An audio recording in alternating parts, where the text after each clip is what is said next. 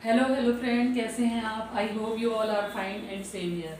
आज मैं बनाने जा रही हूँ बड़ियाँ। जैसे बड़ी और मुंगौड़ी आपने सुना होगा जनरली। तो बड़ियों के लिए सबसे पहले हमको ये खीरा चाहिए होता है।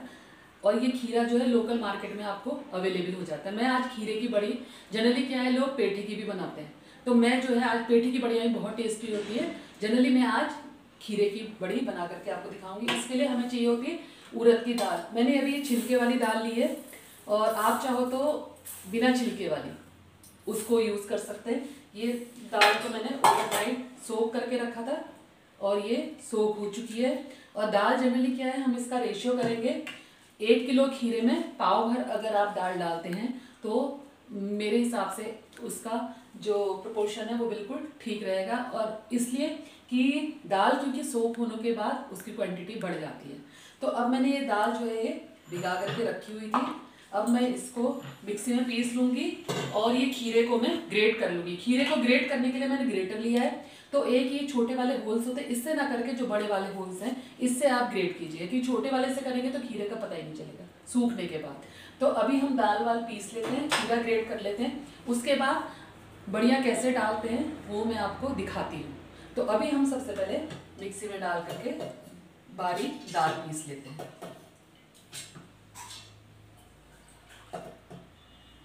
ये मैंने मिक्सी में दाल डाल दी है और इसमें पानी जो है सिर्फ इतना कि जिससे कि ये पहले आप बिना पानी के इसको देख लीजिए। इसमें ऑलरेडी जब हमने डाला है ये देखिए थोड़ा सा पानी आपको दिखाई दे रहा होगा, ये पानी है। पानी ज़्यादा नहीं, मैं थोड़ा सा निकाल देती हूँ। अगर ज़रूरत पड़ेगी तो पानी मिक्स कीजिए, अदरवाइज़ ये गीली हो जाएगी ना तो मुश्किल हो जाएगा। और खीरे को भी ग्रेट करने के बाद पूरी तरह से स्क्वीज़ कर लेना कि उसमें बिल्कुल भी पानी ना रहे, वरना आपकी बढ़िया बनेंगी तो सही लेकिन वो डालने के बाद फैल जाएंगी।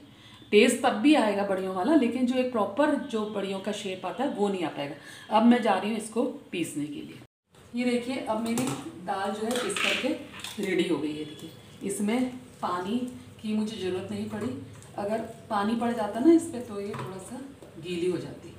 तो इस तरह से हम इसको निकाल लेंगे। स्पून से निकालेंगे तो नहीं निकलेगी प्रॉपर तरीके से, इसीलिए मैं हैंड यूज़ कर रही हूँ, क्योंकि वैसे भी मुझे अभी हैंड यूज़ करना ही करना है। ये देखिए सारी दाल मैंने निकाल ली है। मैंने पाव भर दाल थी मेरी ये, और 1 किलो खीरा था। इसको मैंने ग्रेट करके एकदम स्क्वीज कर लिया। देखिए इसमें पानी का नामो निशान नहीं है। इसको भी हम इसमें मिक्स कर लेंगे। अब सबसे जो मेन टिप है उसका क्या है, इसको कि हम इस तरह से हाथ से इसको फेंट लेंगे। और तब तक फेंटेंगे इसको जब तक कि ये मैंने पानी लिया है ना, मैं भी आपको दिखाऊंगी, ये जो है तैरने ना लगे इसमें। तब तक हम इसको ऐसे ही इस तरह से करके हाथ से, मेन जो है इसका फेंटने का ही होता है। और तब तक फेंटेंगे हम जब तक कि वो ना हो जाए।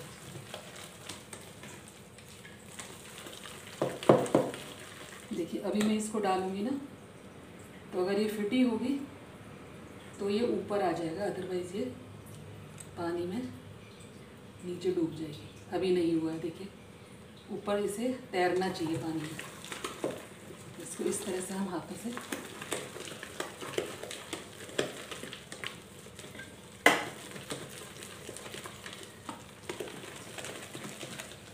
इसमें हम थोड़ा सा टेस्ट के लिए अपनी अपनी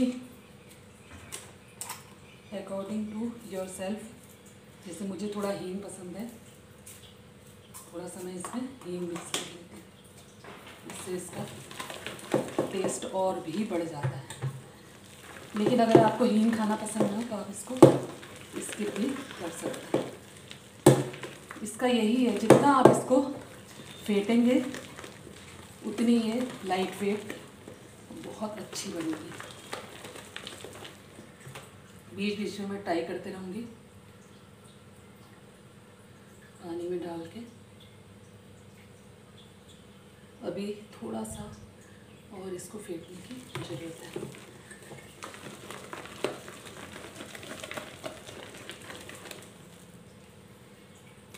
अभी तो हम लोग क्या करते हैं, जनरली मिक्सी में पीसते हैं। एक पुराना वाला टाइम था जो हमारी मम्मी लोग का, तो सिल पे पीसा जाती थी। जितना हम इसको फेंटेंगे उतना ये दाल और ये हल्की होती जाएगी।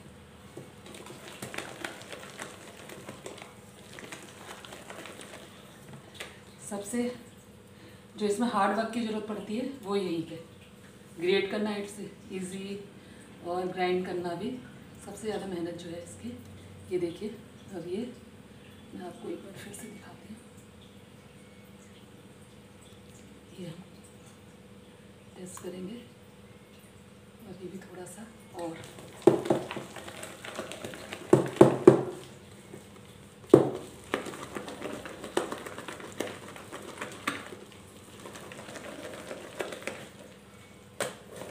ऐसे देखेंगे अपने आप लाइट वेट फील होने लगती है।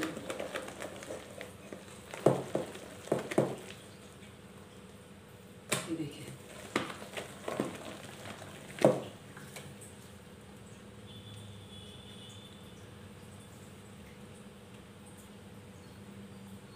अब ये देखिए इसने फ्लोट करना स्टार्ट कर दिया। देखिए नीचे नहीं बैठी है दाल, आप देख रहे होंगे ना।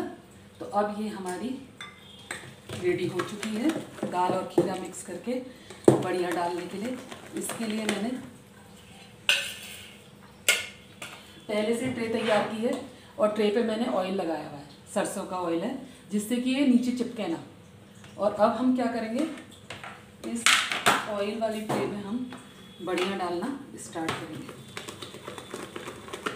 थोड़ा सा मैं और फेंट लेती हूँ। ये देखिए, ये ऐसे, नहीं तो ये हाथ में चिपकते ना, आप देखिए ऑटोमेटिकली छूटती जा रही है।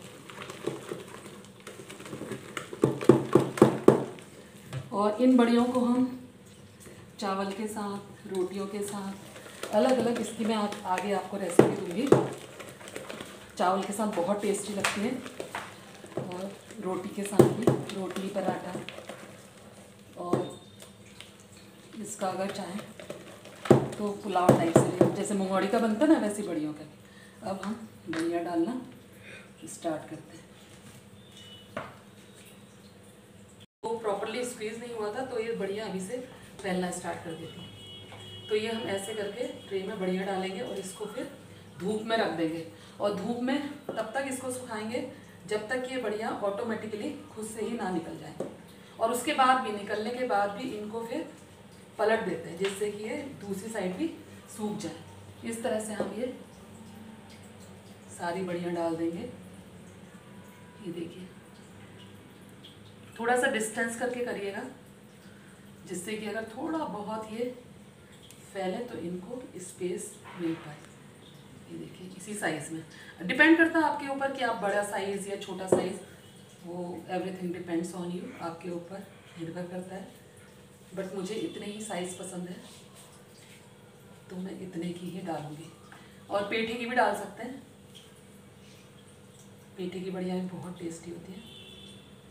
ये देखिए,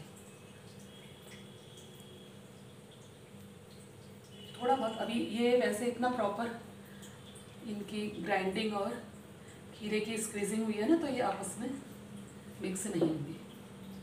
ये देखिए, इसी तरह से हम सारी बढ़िया डाल देंगे और बढ़िया डालने के बाद तब तक सुखाएंगे जब तक कि पूरी तरह से खुद से ही सूख के ना निकल जाए। और फिर पलट करके एक बार फिर से इनको सुखाएंगे। और सूखने के बाद इनको फिर हम क्या करेंगे, एयर टाइट कंटेनर में रख देंगे। और जब आपकी मर्जी हो, कभी बढ़िया खाने की इच्छा हो, तो आप इन बढ़ियों को बना करके खा सकते हैं। उसकी रेसिपी मैं आगे आपको बताऊंगी।